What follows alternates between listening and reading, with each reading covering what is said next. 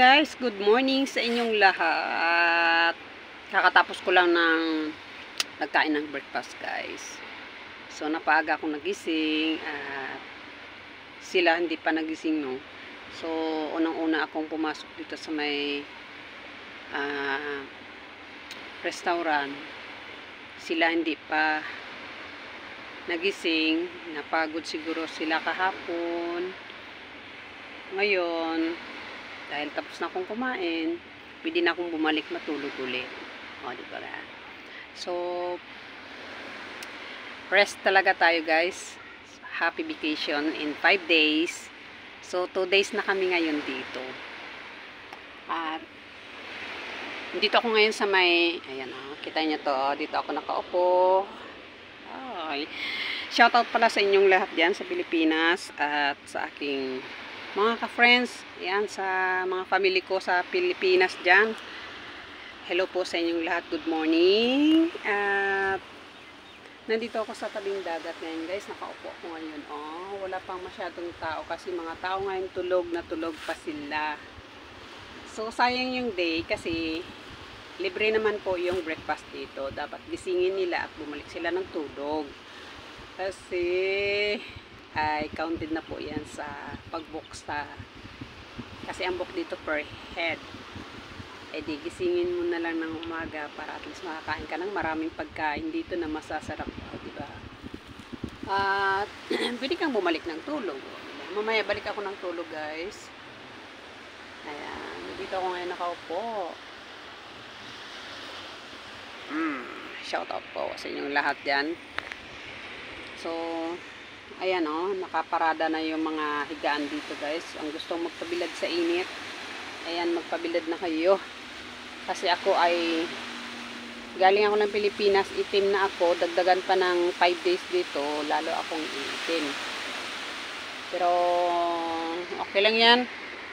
Hayaan mo yung mga itim-itim na yan, no, diba? Importante po tayo ay napapawisan. Kasi hindi maganda pag walang pawis po guys. Kailangan napapawisan tayo. Kasi kulang tayo sa pawis guys ay yung napipil mo yung lagi kang tinatamad dahil kulang ka sa exercise, kulang ka sa papawis ng iyong katawan. So, bigyan natin ng time na tayo ay napapawisan. Kasi pag napapawisan tayo guys, nagkakaroon po tayo ng mood. So, diba? Kasi kung sa loob lang ng bahay lagi lang aircon, kailangan mo rin mag-exercise, diba? Pawis. Kasi ako dito, ang habol ko ay gusto ko na papawisan ako. Kasi parang feel mo na magkakasakit ka dahil kulang ka sa exercise, kulang ka sa pawis. Kailangan talagang ay magpapawis talaga tayo guys. So kahapon pawis na pawis ako. Ngayon hindi masyadong humid. Hindi masyadong humid. So, ano lang siya, ayan o, yung hangin niya o, is ano lang talaga yung alon. Mild lang siya. Pero mamaya siguro mga 9 to 10 hanggang maghapon, yung alon dito na yan siya ng banda guys. Lalapit na yan dito. Kasi pag sa umaga, hindi pa yan siya mababaw pa. Mamaya mga 10 11 hanggang hapon ay dito na yung alon. Papunta na yan dito. O, diba? Ayan, so nagpapatunaw muna kasi kakakain ko lang ng lahat na masasarap na pagkain dito guys. O, diba guys? So, bawi-bawi muna tayo guys. Diba? Kung pumayat ka, ay magrereklamo na naman sila bakit ka pumayat. Kung tumaba ka, baka sabi naman tumaba ka, laki ng mukha mo. O, diba? Kailangan ay pantayin po natin. Hindi ka naman payat, hindi ka naman taba. O, tama. Okay naman ng taba, basta sexy, chubby ka, o, diba? Ay, ang taba naman ay nakakabagay po sa sa katawan. Kung ikaw ay sexy ka talaga. So, hindi na maganda yung taba ka na, wala ka pang puwet, wala ka pang balakang, ay Wala na, hindi na tinatawag na sexy yun. O, diba guys? Mainit. O, maganda pang napauspausa. Kahapon yung damit ko kahapon, basang-basa talaga kahapon. Tapos, hindi ko siya nalabahan. Sinampay ko lang sa loob ng aking bathroom. Kasi pag isampay mo sa labas, yung amoy niya, amoy ano talaga siya, amoy humid. Kasi yung simoy ng kanyang hangin, tapos yung nagmix na yung alikabok. So, amoy ano talaga siya, amoy alikabok yung damit mo. Kaya ang ginagawa ko, sinasampay ko sa loob ng bathroom ang aking mga damit. So, pag malabahan ko yan siya, ay tinutuyo ko muna yung tubig niya sa labas ng balkon.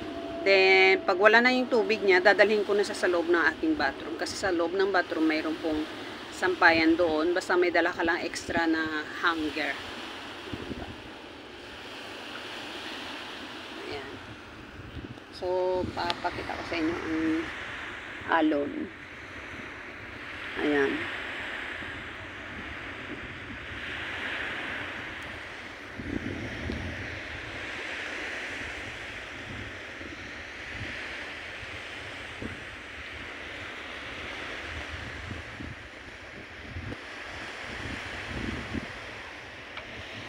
Kasi dito guys,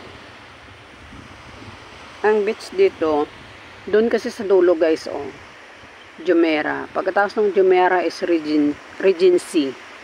Yan, pagkatapos ng Regency, ano na yan? Parang, oo, parang magtabi sila ng Mobin Peak. Tapos itong Mobin Peak naman, mayroon ng bagong beach dito sa tabi namin.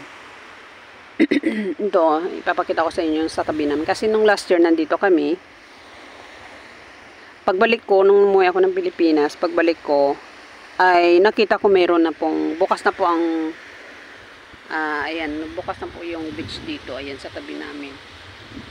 Hindi ko lang alam kung anong pangalan ng beach dito sa tabi namin.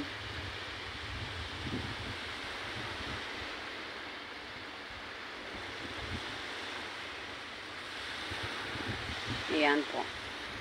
Tapos doon, mayroong naliligo guys, oh. Ayan.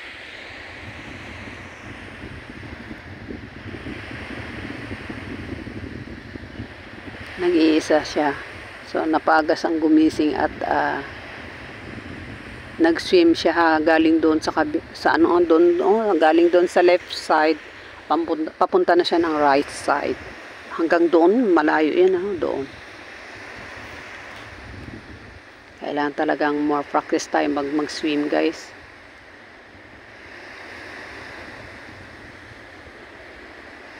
Alam mo, pag hindi ka marunong, madali kang mapagod.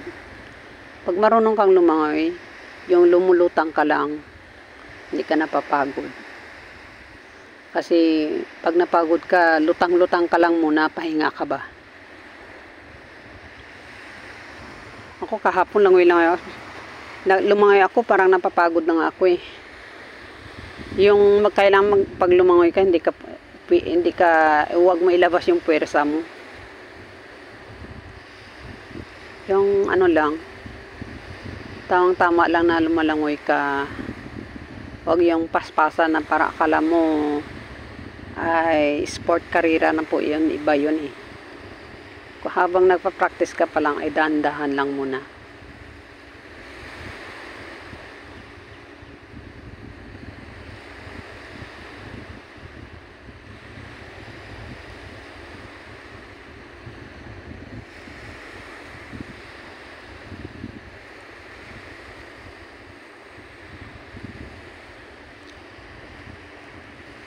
Ayan na siya. Nakakapagod kaya pag mag-swimming kaya no?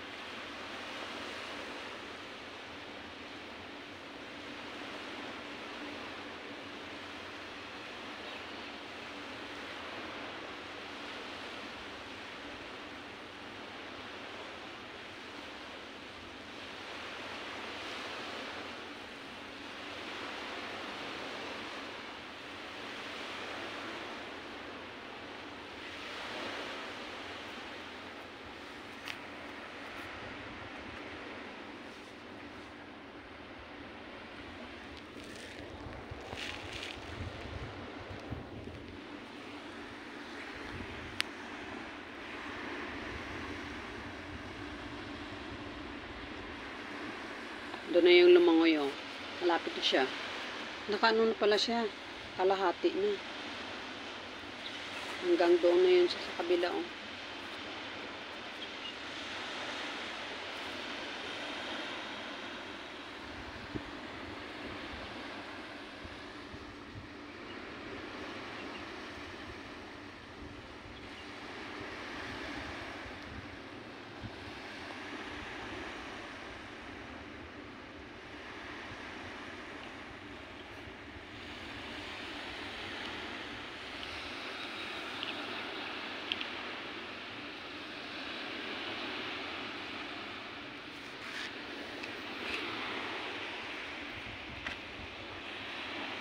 May dala akong towel. Yung towel na to magic towel. Maganda yung pag may magic towel.